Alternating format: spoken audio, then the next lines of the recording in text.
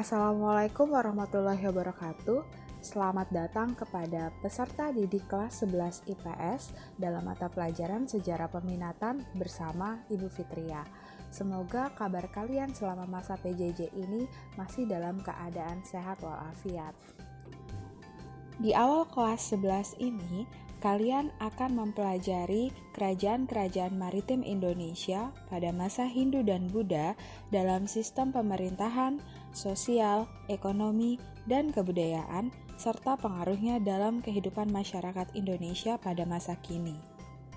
Buku referensi yang Ibu gunakan selain dari penerbit Intan Pariwara, ada juga dari Grafindo, itu buku yang kalian pegang selama proses pembelajaran, dan juga buku dari Erlangga karangan dari Ibu Ratna Hapsari. Nah, kerajaan maritim di Indonesia pada masa Hindu-Buddha serta sampai dengan Islam. Tentunya dalam sejarah Indonesia di kelas 10, kalian sudah mempelajari materi mengenai kerajaan-kerajaan Hindu-Buddha sampai dengan Islam. Namun di sejarah peminatan ini ada pembedanya. Kalian akan lebih detail mempelajari mengenai kehidupan pemerintahannya, sosialnya, ekonomi, sampai dengan kebudayaannya. Lalu bagaimana Indonesia menjadi negara yang terkenal dengan kemaritimannya? Nah, maritim. Tentunya kalian selalu atau sering sekali mendengar bahwa Indonesia ini adalah negara kemaritiman, negara yang notabene-nya 2/3-nya adalah lautan. Tetapi kalian tahukah apa arti maritim tersebut?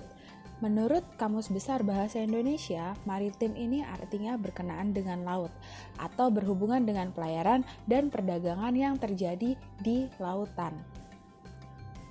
Pasti kita sering mendengar tentang sebuah lagu mengenai pelaut. Lagunya kurang lebih nenek moyangku seorang pelaut. Nah, ternyata lirik tersebut tidak main-main artinya. Ini dibuktikan bahwa maritim Nusantara sudah terkenal bahkan sejak masa praaksara atau masa sebelum Masehi. Mengapa demikian? Kita sudah tahu bahwa Indonesia memang 2/3-nya adalah lautan. Itulah mengapa nenek moyang kita pada dasarnya melakukan pelayaran dan juga perdagangan. Ternyata kemampuan berlayar pelaut Nusantara di zaman masa praaksara atau sebelum masuknya Hindu-Buddha juga tidak main-main.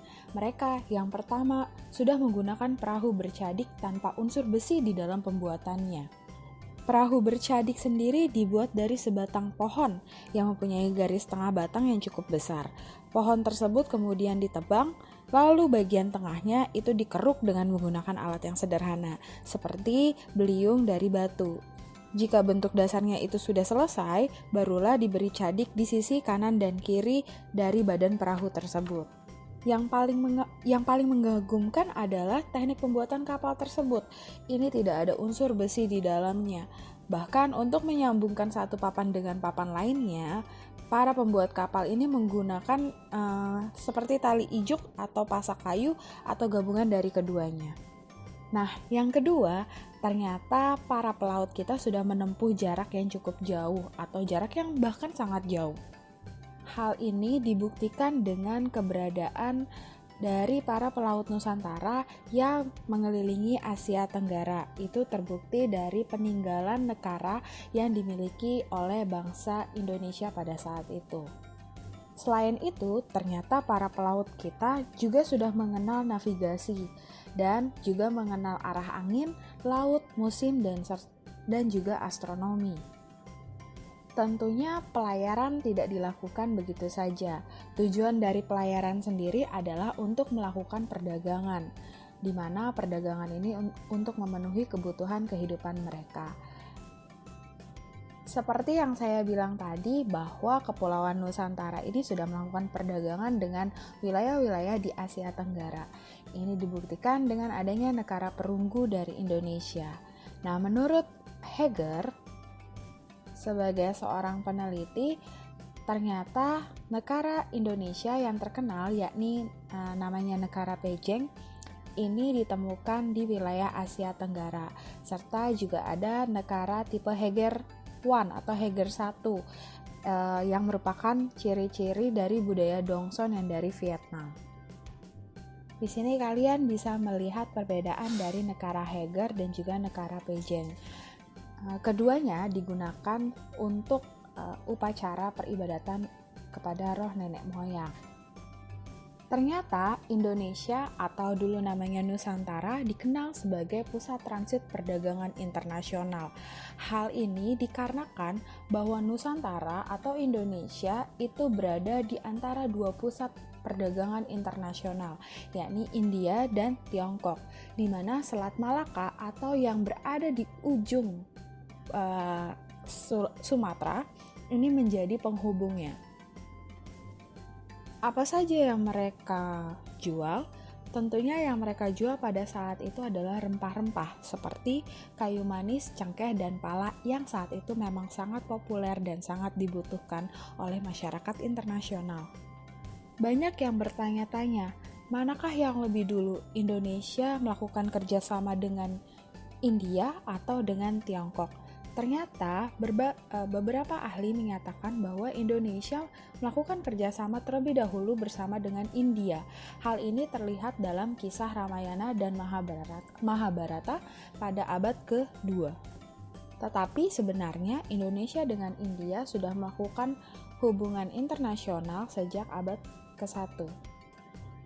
Selain Ramayana dan Mahabharata, ternyata unsur dari India yang paling banyak kita serap juga adalah huruf Pallawa dan bahasa Sanskerta, di mana kita menggunakannya juga dalam kitab-kitab di Indonesia ini.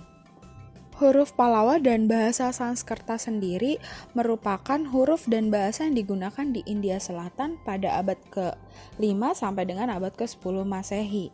Nah, huruf Pallawa dan bahasa Sanskerta ini banyak juga terdapat dalam prasasti-prasasti di Nusantara. Contohnya prasasti Ciaraten dan juga prasasti Canggal. Bukti lainnya adalah terdapat beberapa persamaan antara candi-candi di Indonesia dengan di India, seperti Candi Bima di Indonesia dengan Candi Brihadeswarar di India. Nah, bukti tersebut kalian bisa melihat nanti kalau kalian berkunjung ke candi-candi tersebut.